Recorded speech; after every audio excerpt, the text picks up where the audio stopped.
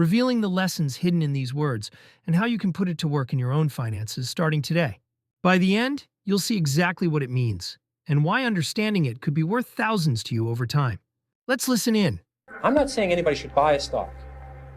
I'm just saying if you purchase a stock, you ought to do certain things. If you purchase a stock and do certain things, you will do better. If you're not ready to do those things, you should keep your money in the bank. Keep your money in a money market. Some people aren't willing to do the homework. They don't have the stomach for it. They should stay out.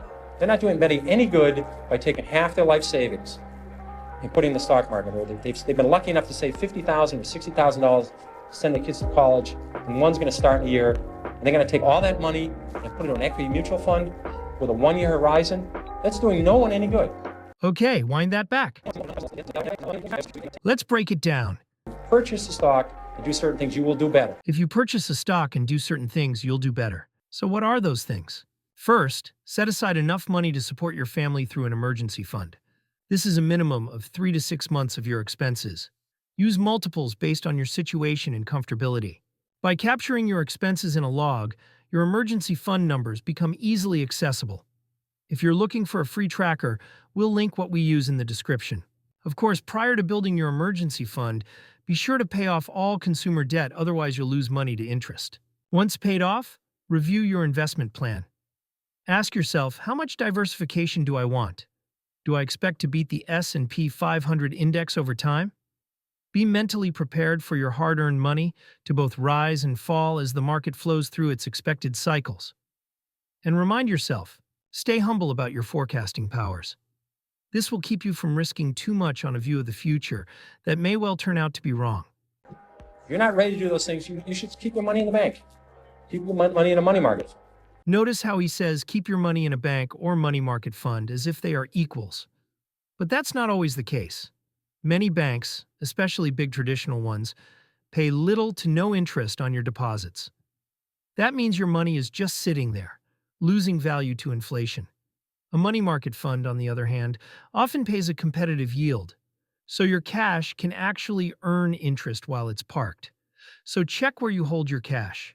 Beyond a month or two of expenses, make sure your money is generating interest income, at least on par with average inflation rates. Some people aren't willing to do the homework. They don't have the stomach for it. They should stay out.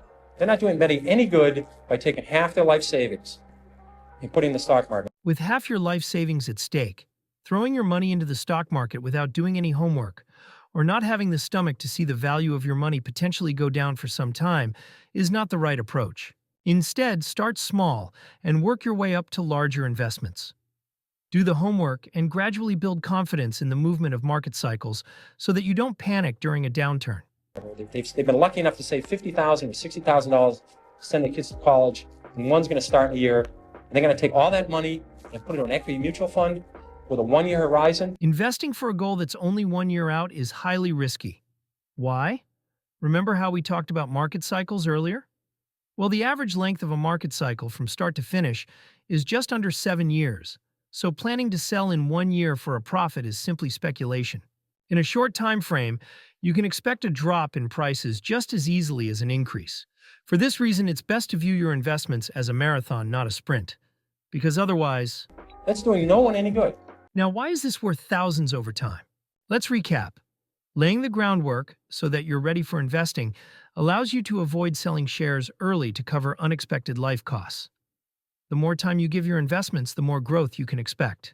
When it comes to doing your homework, you really just have to decide if you think you can beat the S&P 500, which is a feat even professionals have trouble doing over the span of multiple decades. This makes a S&P mutual fund a great place to start or compare your own performance against. Let's use the $50,000 example from the quote. If left in a bank with only 0.01% interest, after 5 years this generates only $25. If the $50,000 was moved to an account offering 3.5% interest, in 5 years this would generate $9,384.32. And if the $50,000 was invested in the benchmark S&P 500, which has averaged an annual return over 10% for the last decade, this generates about $30,525.50 over 5 years.